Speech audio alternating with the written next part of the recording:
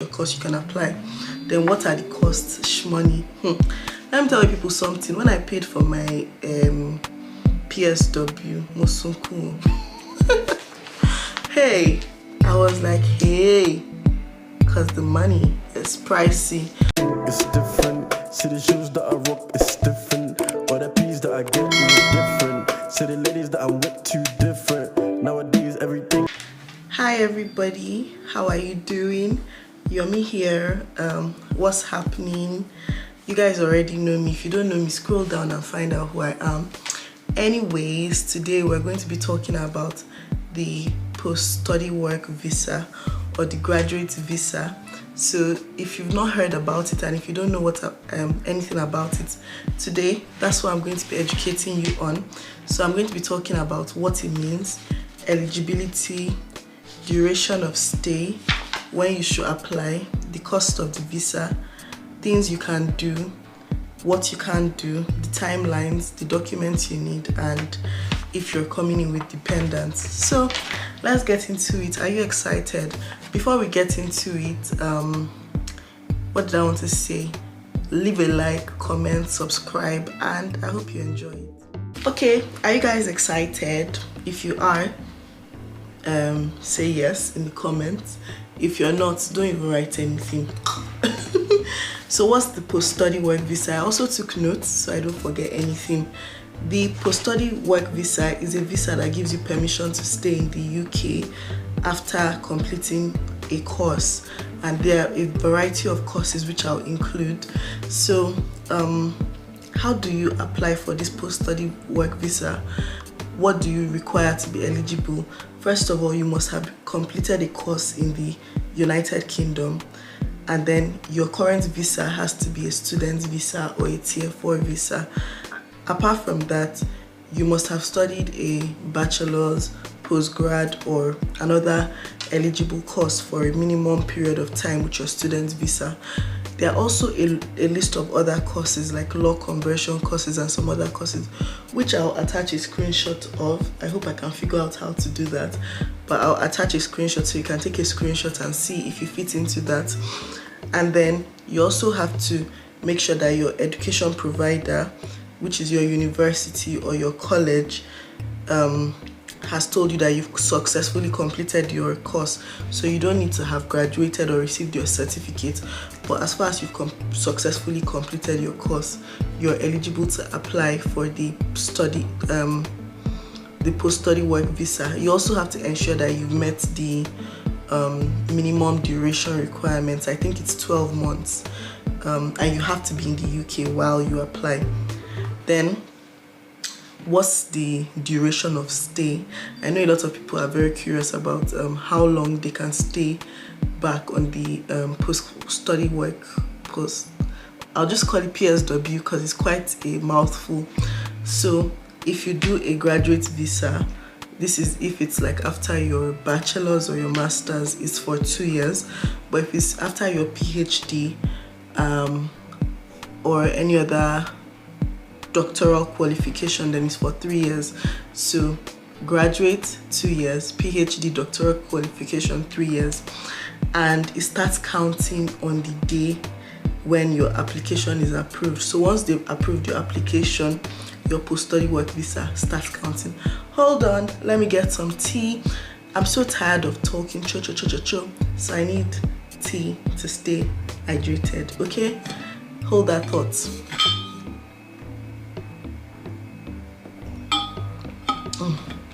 So sorry, my memory card was full, but I'm back. We up, baby, we up. So when should you apply? You need to apply for your PSW before your student visa expires, and after your educational provider or your school has told you that you've successfully completed your course with your tier 4 visa. And as I mentioned earlier, you don't have to wait until you've collected your certificate or you've graduated before you apply. Once you finished your course and then your school has told you successfully finished your course, you can apply. Then what are the costs? Money. Let me tell you people something. When I paid for my PSW, Mosunku, hey, I was like, hey, because the money is pricey.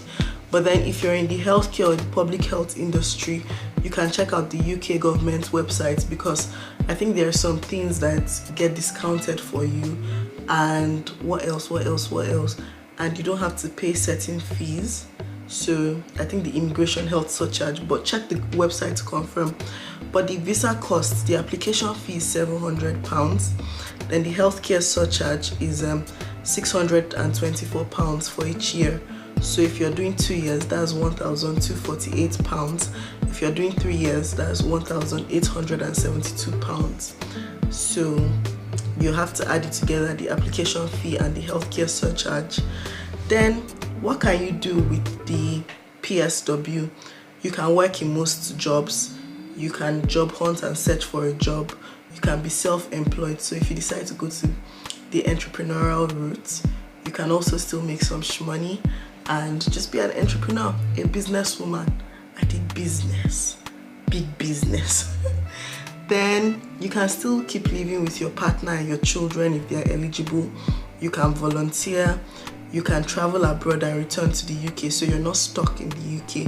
But then you can't apply for public benefits or public funds, and you can't work as a professional sports person. So if you want to join, if you want to do sports, if you want to be an Olympian or something, you can't do that on the post-study work visa.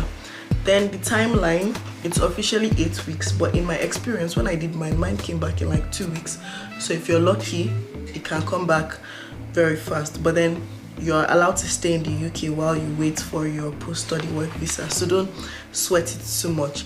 Then what documents do you need? You need to make sure that you have your documents together, because if you don't have your documents together, it can really slow down and hinder the process of getting your PSW.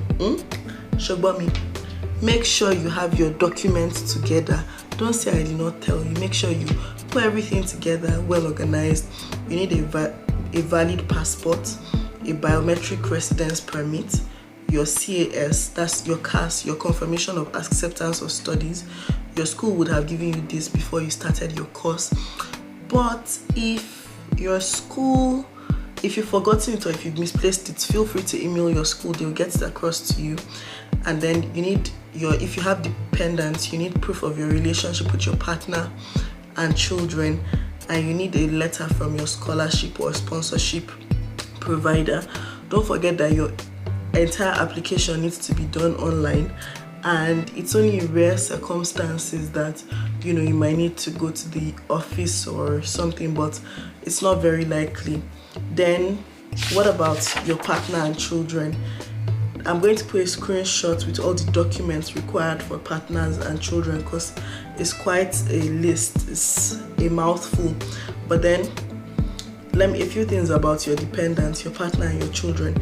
If they joined you in the UK as dependents on your student visa, then they can apply to stay as dependents on your graduate visa. Then if your child was born in the UK during your current or your tier 4 visa, then of course they can apply. I'm going to attach screenshots, and I'm going to put a link to the UK government website in the comments. If you're enjoying my videos so far, leave a comment, tell a friend, share. Thank you all so much for being here. I hope this was informative and I helped quite a bit. I try to keep it short and sweet, so that I'm not just talking too much and overwhelming you with information. But this is all I did, and I was able to get my post-study work visa in time frame of like 2 weeks. So I wish you all the best, and I hope you get it if that's what you really want.